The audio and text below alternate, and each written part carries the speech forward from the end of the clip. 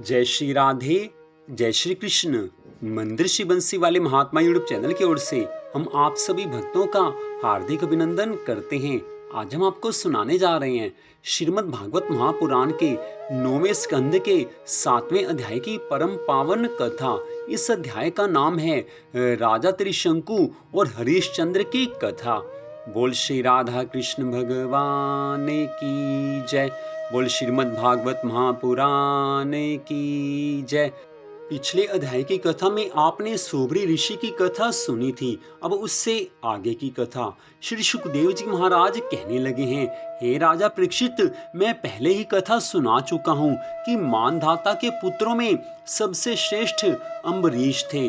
उनके दादा यवनाशव ने उन्हें पुत्र रूप में स्वीकार कर लिया। उनका पुत्र हुआ यवनाशव और यवनाशव का हारीत। मानधाता के वंश में ये 3 अवांतर गोत्रों के परिवर्तक हुए हैं। नागों ने अपनी बहन नर्मदा का विवाह पुरुकुत्स के साथ कर दिया था। नागराज वासुकी की आज्ञा से नर्मदा अपने पति को रसातल में ले गई। वहां भगवान की शक्ति से संपन्न होकर पुरुकुत्स ने वध करने योग्य गंधर्वों को मार डाला। इस पर नागराज ने प्रसन्न होकर पुरुकुत्स को वर दिया है कि जो इस कथा का स्मरण करेगा वह सर्पों से निर्भय हो जाएगा। राजा पुरुकुत्स का पुत्र था त्रसदस्यु, उसके पुत्र हुए अनर्नय, अनर्नय के हर्यशव, उसके अरुण तथा अरुण के त्रिभंधन हुए हैं। त्रिभंधन के पुत्र सत्यव्रत हुए हैं। यही सत्यव्रत त्रिशंकु के नाम से विख्यात हुए। यद्यपि त्रिशंकु अपने पिता और गुरु के शाप से चांडाल हो गए थे, परंतु विश्वामित्र जी के प्रभाव से वे शरीर के साथ ही स्वर्ग में चले गए थे। इतनी कथा सुनकर परीक्षित जी महाराज कहने लगे हैं, हे महामुनि, ये कथा कृपा करके आप मुझे विस्तार सहित सुनाएं। श्री सुखदेव जी महाराज कहने लगे हैं, हे राजा परीक्षित, एक बार राजा त्रिशंकु अपने गुरु वशिष्ठ जी से कहने लगे हैं, हे गुरुदेव, आप मुझसे कोई ऐसा यज्ञ करवाइए कि जिससे मैं अपने शरीर के सहित ही स्वर्ग को चला जाऊं। तो वशिष्ठ जी महाराज जी ने उत्तर दिया है कि हे राजन, ऐसा यज्ञ कराना हमें नहीं आता है। तब राजा ने वशिष्ठ जी के पुत्रों से भी वही प्रश्न किया है। तब उन्होंने राजा को शाप दिया कि तू गुरु का वचन मिथ्या जानकर हमसे पुनः पूछने आया है, अतः तू चांडाल हो जाएगा। इस शाप के कारण राजा त्रिशंकु जब दूसरे दिन सोकर उठा तो उसके शरीर का वर्ण चांडालवत काला हो गया और वस्त्र मलिन हो गए। तब राजा त्रिशंकु भयभीत होकर विश्वामित्र जी के निकट गया और उनसे हाथ जोड़कर ये प्रार्थना की है कि हे महर्षि, गुरु पुत्रों ने मुझे शाप देकर चांडाल बना दिया है, अतः अब मैं आपकी शरण में आया हूँ। यह वचन सुनकर विश्वामित्र जी ने मुस्कुराते हुए कहा है, हे राजन, तेरा स्वरूप तो नहीं बदला जा सकता, लेकिन मैं तेरे लिए इसी रूप में शरीर के सहित स्वर्ग भेज देने का कार्य करूंगा। इतना कहकर विश्वामित्र जी ने पृथ्वी भर के सब ऋषियों को अपने यहाँ आमंत्रित किया, परंतु उसमें वशिष्ठ जी के पुत्र नहीं आए हैं। यह देखकर विश्वामित्र जी ने उन्हें शाप देकर डोम भाट बना दिया। तदुपरांत विश्वामित्र जी ने राजा त्रिशंकु से यज्ञ करवाया है। उस यज्ञ में किसी भी देवता ने आहुति ग्रहण नहीं की। तब विश्वामित्र जी ने क्रोधित होकर राजा त्रिशंकु को अपने कमंडलों के जल से स्नान कराकर कहा है कि अब तू मेरे तपोबल से स्वर्ग को चला जा। हे राजन, त्रिशंकु चांडाल होते हुए भी विश्वामित्र जी के तपोबल से अपने शरीर के सहित स्वर्ग लोक में चला गया। परंतु जब देवराज इंद्र ने देखा कि एक चांडाल भी स्वर्ग का अधिकारी हो गया है, तब देवराज इंद्र ने उसे लात मारकर नीचे गिरा दिया। जब त्रिशंकु उल्टा होकर पृथ्वी पर आने लगा, तब उसने विश्वामित्र जी से पुकार कर कहा है, हे महर्षि, इंद्र ने मुझे लात मारकर स्वर्ग से नीचे गिरा दिया है, इसलिए आप मेरी शीघ्र ही रक्षा कीजिए। यह सुनकर विश्वामित्र जी त्रिशंकु से कहने लगे हैं, तू नीचे ना आ, वहीं रुका रह। तब वह नीचे गिरता हुआ भी आकाश में वहीं रुक गया। तत्पश्चात विश्वामित्र जी ने उसके निमित्त अपने तपोबल से एक नए स्वर्ग की रचना करके नए देवताओं का निर्माण शुरू कर दिया।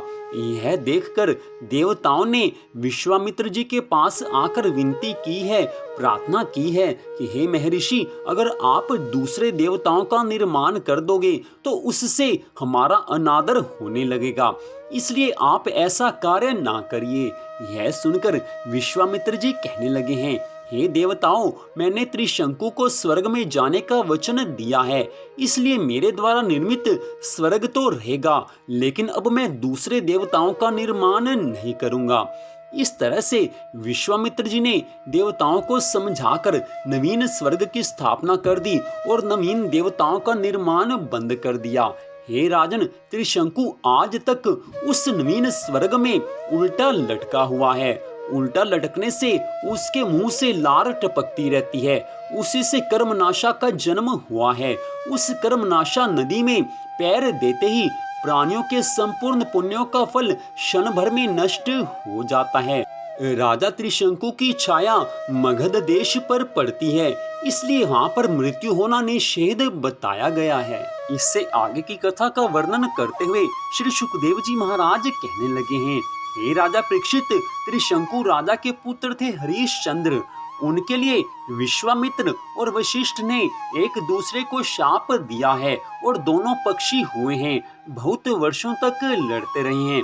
हरिश्चंद्र जी के कोई संतान नहीं थी, इसलिए वे बड़े उदास रहा करते थे। देवऋषि नारद जी के उपदेश से वे वरुण देवता की शरण में गए हैं और उनसे प्रार्थना की है कि हे प्रभु, मुझे पुत्र प्राप्त हो। महाराज, यदि मेरे वीर पुत्र होगा तो मैं उसी से आपका यजन करूंगा। वरुण ने कहा, ठीक है। तब वरुण की कृपा से हरिश्चंद्र के रोहित नाम का पुत्र हुआ है। पुत्र होते ही वरुण ने आकर कहा है, हे हरिश्चंद्र, तुम्हें पुत्र प्राप्त हो गया, अब इसके द्वारा मेरा यज्ञ करो। हरिश्चंद्र जी कहने लगे हैं, जब आपका यह यज्ञ पशु रोहित 10 दिन से अधिक का हो जाएगा तब यज्ञ के योग्य होगा। 10 दिन बीत जाने पर वरुण देव ने आकर फिर से कहा है कि अब मेरा यज्ञ करो। हरिश्चंद्र ने कहा है कि जब आपके यज्ञ पशु के मुंह में दांत निकल आएंगे तब वह यज्ञ के योग्य हो जाएगा। दांत उग आने पर वरुण देव ने कहा है कि अब इसके दांत निकल आए, अब तो यज्ञ करो। हरिश्चंद्र जी ने कहा है, जब इसके दूध के दांत गिर जाएंगे तब यह यज्ञ के लिए योग्य होगा। दूध के दांत गिर जाने पर वरुण देव ने फिर से कहा है, अब इस यज्ञ पशु के दांत गिर गए, अब मेरा यज्ञ करो।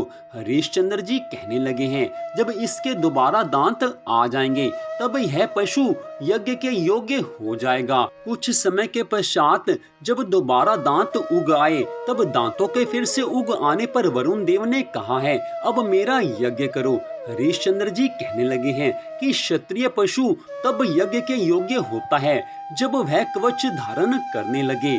हे राजा परीक्षित, इस प्रकार राजा हरिश्चंद्र पुत्र के प्रेम से हीला हवाला करके समय टालते रहे। इसका कारण यह था कि पुत्र स्नेह की फांसी ने उनके हृदय को जकड़ लिया था। वे जो जो समय बताते वरुण देवता उसी की बाट देखने लग जाते। जब रोहित को इस बात का पता चला कि पिताजी तो मेरा बलिदान करना चाहते हैं, तब वह अपने प्राणों की रक्षा के लिए हाथ में धनुष लेकर वन में चला गया है।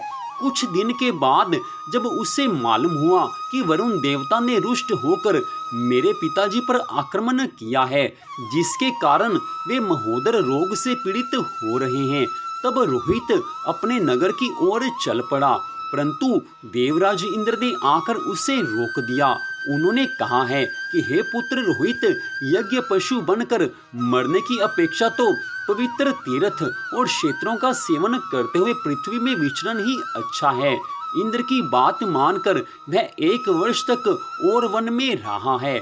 इसी प्रकार दूसरे, तीसरे, चौथे और 5वें वर्ष भी रोहित ने अपने पिता के पास जाने का विचार किया, परंतु बूढ़े ब्राह्मण का वेश धारण करके देवराज इंद्र हर बार आते और उससे रोक देते। इस प्रकार 6 वर्ष तक रोहित वन में रहा। 7वें वर्ष जब वह अपने नगर को लौटने लगा, तब उसने अजीगर्त से उनके मझले पुत्र शूनशेप को मोल ले लिया और उसे यज्ञ पशु बनाने के लिए अपने पिता को सौंपकर उनके चरणों में नमस्कार किया है। तब परम यशस्वी और श्रेष्ठ चरित्र वाले राजा हरिश्चंद्र ने महोदर रोग से छूटकर पुरुष मेघ यज्ञ द्वारा वरुण देव आदि सब देवताओं का यजन किया है। उस यज्ञ में विश्वामित्र जी होता हुए परम संयमी जमदग्नि ने अधर्वयु का काम किया। वशिष्ठ जी ब्रह्मा बने और अयासी मुनि सामगान करने वाले उद्गाता बने हैं। उस समय देवराज इंद्र ने प्रसन्न होकर हरिश्चंद्र को एक सोने का रथ दिया था। हे राजा परीक्षित, आगे चलकर मैं पुनः शूनशेप का महात्म्य वर्णन करूंगा। हरिश्चंद्र को अपनी पत्नी के साथ सत्य में दृढ़ता पूर्वक स्थित देखकर विश्वामित्र जी बहुत प्रसन्न हुए हैं। इसी प्रसन्नता की अवस्था में विश्वामित्र जी ने हरिश्चंद्र जी को दिव्य ज्ञान का उपदेश किया है, जिस ज्ञान का कभी नाश नहीं होता।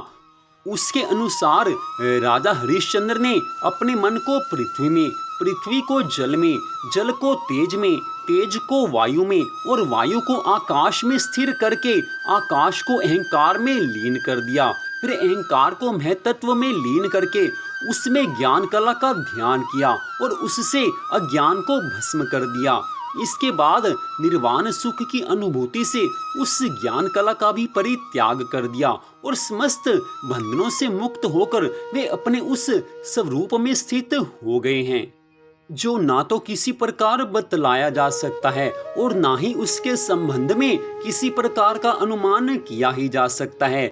जिसको वह अवस्था प्राप्त हो जाए, केवल वही उसका अनुभव कर सकता है, दूसरा कोई उसका अनुभव नहीं कर सकता। जिस प्रकार कोई ज्ञान की राह में चल पड़े, भक्ति की राह में चल पड़े और भगवान की कृपा से उसको जो आनंद मिलता है, उस आनंद का वर्णन नहीं किया जा सकता। केवल कुछ इशारों द्वारा, कुछ चिन्हों द्वारा उसके बारे में बताया जा सकता है, लेकिन उसका पूर्ण वर्णन असंभव है। ठीक ऐसे ही हरिश्चंद्र जी महाराज को जिस ज्ञान की प्राप्ति हुई है और ज्ञान प्राप्त होने के बाद उनकी जो अवस्था हुई है, उस अवस्था को बतलाया नहीं जा सकता। उसका अनुभव केवल वही कर सकता है जो उस अवस्था में पहुंच गया हो। तो इस प्रकार श्री सुखदेव जी महाराज ने आज की इस कथा में त्रिशंकु राजा और उनके पुत्र हरिश्चंद्र जी की कथा सुनाई है। श्रीमद् भागवत महापुराण की कथा में कहीं भक्ति मिलेगी तो कहीं ज्ञान मिलेगा, कहीं भगवान की कृपा से योग मार्ग मिलेगा। तो श्रीमद् भागवत महापुराण तो संपूर्ण पुराण है, इसमें सब कुछ समाया हुआ है। जिसको जो कुछ चाहिए वो सब कुछ श्रीमद् भागवत महापुराण में मिल जाता है। भक्त को भक्ति चाहिए तो वो श्रीमद् भागवत महापुराण की कथा से मिल जाएगी। ज्ञानी को ज्ञान चाहिए तो वो भी श्रीमद् भागवत महापुराण की कथा से मिल जाएगा। योगी को योग मार्ग की शिक्षा चाहिए तो वो भी श्रीमद् भागवत महापुराण की इस कथा में मिल जाएगी। श्रीमद् भागवत महापुराण कथा के बारे में कहा जाता है कि ये तो स्वयं भगवान श्री कृष्ण का दूसरा स्वरूप है और भगवान श्री कृष्ण संपूर्ण है। 16 कला संपूर्ण हमारे ठाकुर जी, हमारे श्री कृष्ण भगवान हैं। ऐसे ही श्रीमद् भागवत महापुराण भी संपूर्ण पुराण है। सारे शास्त्रों का सार श्रीमद् भागवत महापुराण की कथा में समाया हुआ है।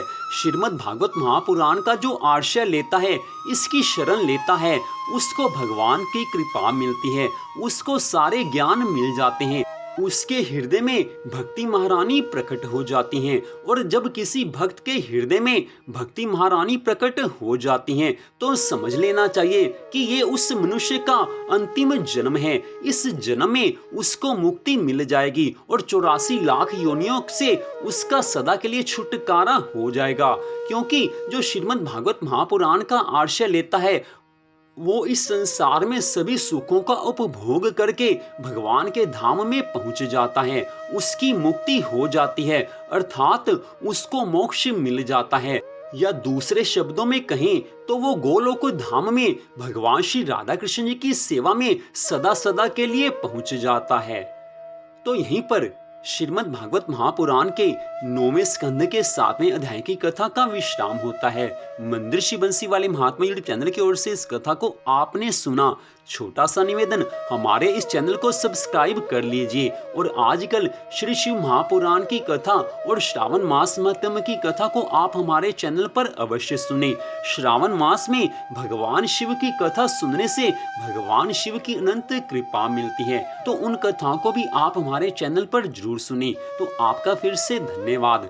भगवान श्री राधा कृष्ण जी की श्रीमद् भागवत महापुराण की अनंत कृपा सदा आप सब पर, आपके परिवार पर बनी रहे, इसी मंगल कामना के साथ जय श्री राधा रानी सरकार की, जय श्री कृष्ण भगवान की, जय श्रीमद् भागवत महापुराण की, जय श्री सुखदेव जी महाराज की।